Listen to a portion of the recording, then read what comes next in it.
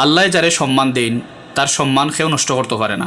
হিংসা একবারে মরিজিরা কিতারে ভাই এত জ্বালা ফুরা কিতা এত হিংসা কিতা মলম লাগবো নি বেশি জলে উলে যদি না আমারে হই আমি পার্সেলে ফাগলা মলম আমি পার্সেলে তোমার থানোর বাড়িতে ফাটাইম টিকটকও ফেসবুকও তো জ্বালা পুরা নিয়া আর নাইলে নু আমরা তোমার থানতে জ্বালাইতে একবারে রাগ করিলুম বুঝরাই না তুমি তাই তোমার থানোর যত বেশি জ্বালা ফুরা নানি দেখি আর অত বেশি জ্বালানির লাগিয়ে আরও বেশি ভিডিও বানাই আর বুঝছো নি তো কারণ তুমি তাই না আসলে বুঝতে পাররায় তো তোমার থানোর জ্বালা ফুরাত আরও আর কি জলার মাঝে আরও বেশি লবণ ছিটা আমরা মারিয়া আরও ভিডিও সারি আর জ্বালাইতে তোমরা একবারে শালি বানাইলুম বুঝছো নি তোমরা আমারে চিনো না তোমরা আমারে চিন্তায় পারছো না এখন পর্যন্ত জ্বালা খারে হয় তোমরা চিনাইম।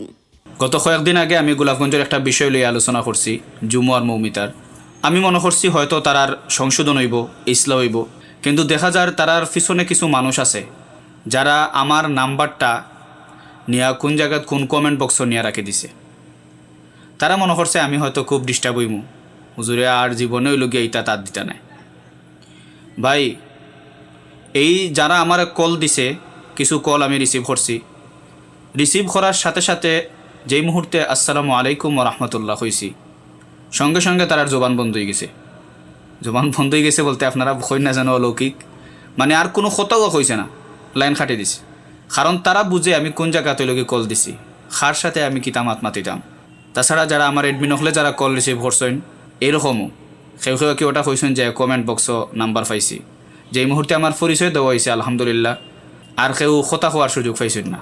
কিন্তু আপনারা যে কাজটা করলা এটা তো ঠিক করছেন না। আমি আপনার প্রতি কোনো হিংসাত্মক ভাব পোষণ করলাম না, আপনার লাগে দোয়া রইল। বিশেষ করে আপনারা গোলাপগঞ্জের মানুষ, আমি চাই না আমার গোলাপগঞ্জের সম্মান নষ্ট হোক। এর লাগে আপনারা লাগে আমি দোয়া করি আর আল্লাহ তাআলা আপনারা হেদায়েত দান করক্কা, যাতে আপনারারও ভালো হয় আমরা গোলাপগঞ্জেরও ভালো হয়।